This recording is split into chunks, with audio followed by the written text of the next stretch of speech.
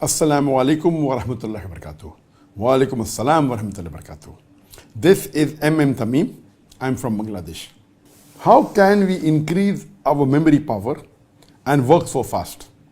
How can we memorize so fast and remember it for long? Is there any secret? Please pray for me to Allah that He gives more patience and increase my power. May Allah subhanahu wa ta'ala give you more sabr and increase the power, increase the memory. Now coming to your question, that how can we increase our memory power? How can you memorize so fast? And how do you memorize for so long? Normally, there are various techniques that you find in courses for memory. And if you Google, and there are many courses of how you can increase the memory, there are courses like mapping and different techniques of memory. But I personally feel that the best way to memorize is the help of Allah subhanahu wa ta'ala. And there are 3 points which are always mentioned in my Dawah training program or for success in any matters. Number 1 is the help of Allah. Allah says in Surah Imran chapter 3 verse number 160, if Allah helps you, then none can overcome you. If Allah forsakes you, who is there then who can help you? So let the believers put their trust in Allah subhanahu wa ta'ala. So number 1, help of Allah. Trust in Allah, believe in Him, have faith in Him. His help is number 1 for your success. Without His help, you cannot get success. You may get temporary success, but not ultimate success in this world and the akhirah. Number 2, Allah says in the Quran, in Surah Ankabut, chapter number 29, verse number 69, that if you strive in His path, Allah will open up His pathways for you. So if you strive and if you struggle, if you do jihad in the way of Allah subhanahu wa ta'ala, Allah will open your pathways. So number 2 is after having faith in Allah, you should strive and struggle. You should do hard work. And number 3 is Allah says in Surah Nahl, chapter 16, verse 43. And Surah Anbiya, chapter number 21, verse number 7. Fas'alu ahli zikri in kuntum la ta'lamun. If you don't know, ask the person who's knowledgeable. The last is the technique. So number 1 for memory of any success is ask for Allah's help. See that your niyyah is very pure. See that you're doing it for sake of Allah and only to gain the pleasure of Allah. Number 2, strive and struggle. And number 3 is the technique. As far as the memory is concerned, there are different types of memory. There is something like a temporary memory, something like an immediate memory, and something which is memory of the past, something which is a permanent memory. So normally when you memorize, whether you're memorizing the Quran or whether you're memorizing a lecture or whether you're memorizing any matter, hard work is important. And depending upon Allah's help, some people may read it once. They may have a photogenic memory and it goes in their memory for long. You know, for example, Imam Bukhari, mashallah, Allah had given him a photogenic memory. His memory was phenomenal. He didn't have to work hard like us. That was Allah's help. So if you have that level of help of Allah, then that is ultimate. But naturally the iman was high and the help of Allah also was high. But generally everyone should seek Allah's help, number 1. Number 2, strive and struggle. So what you have to do when you memorize, of course, you have to repeat that multiple times. And once you repeat it few times, 5 times, 6 times, whether it be 1 sentence, 2 sentences or 3 sentences, whether it be few verses of the Quran or maybe 1 verse, if you keep on repeating, it goes into your memory, but it goes into your temporary memory. So for it to be for a longer time, what you have to do, once you repeat it a few times, now again repeat it after maybe half an hour, then repeat it again after 2 hours, then again after 5 hours. The more you repeat and memorize, it keeps on going deeper and deeper in your memory. So if you're preparing for a lecture tomorrow, maybe you memorize it, then again repeat it after half an hour, then repeat that thing after 2 hours, after 5 hours. You repeat it few times and then maybe you're able to give the lecture.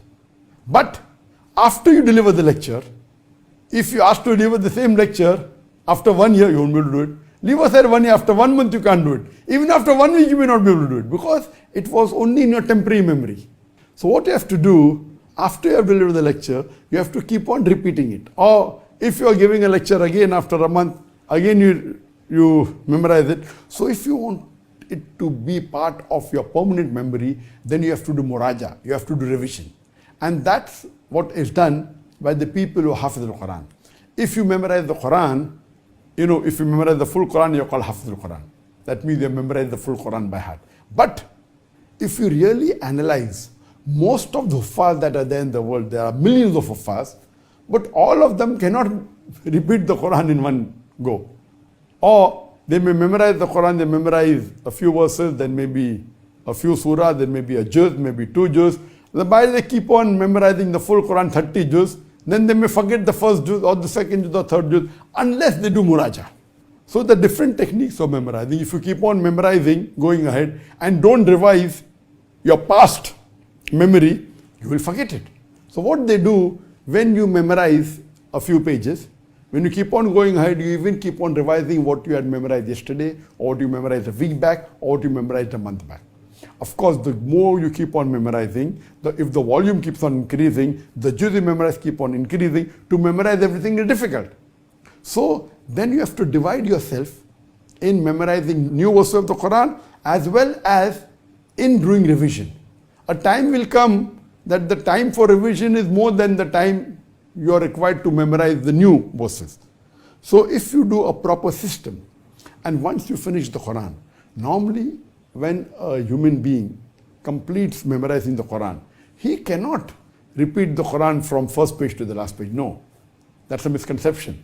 Of course, he has to do muraja. So if he spends time maybe 2 years in memorizing the Quran, some people take 3 years, some people finish in 1 year.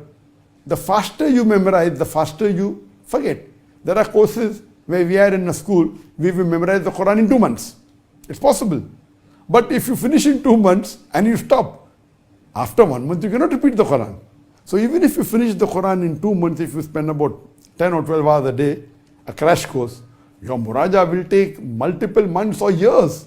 So it's the same thing. You memorize in 2 months and you do revision for few years, or you memorize in few years and take additional few years for revision. So the main secret of memory is that you keep on repeating till the time it goes in your permanent memory. Now, most of the Muslims, majority, they know Surah Fatiha, because Surah Fatiha has become a part of their memory. Because Muslims are supposed to pray 5 times a day. And if you pray 5 times a day, you have to read minimum 17 rakah, or with a 20 rakah. So 20 times if you are repeating in the day, if you wake up that Muslim in the middle of his night, who's been praying regularly, not a Muslim who doesn't pray.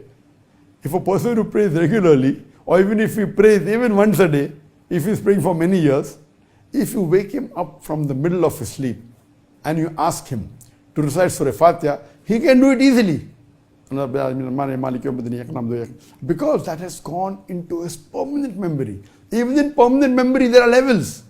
Deep down permanent memory, or not deep down. Same way, if you ask him to recite maybe Surah Ikhlas, even that may be part of his permanent memory. He might have repeated Surah Ikhlas many times. But if he doesn't recite a surah maybe once a month, he may not be able to repeat in the middle of his sleep. But with concentration, he can repeat it, because it's part of his permanent memory, but requires concentration. There may be certain things he memorized just recently.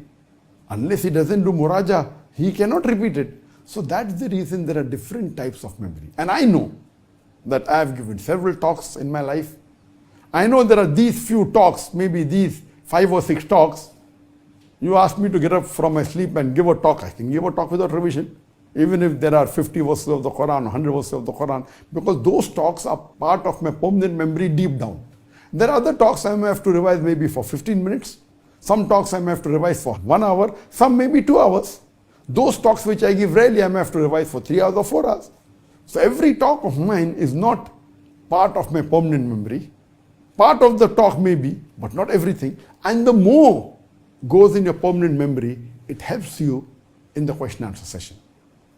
In the question answer session, you may not have notes. You cannot have notes in front of you.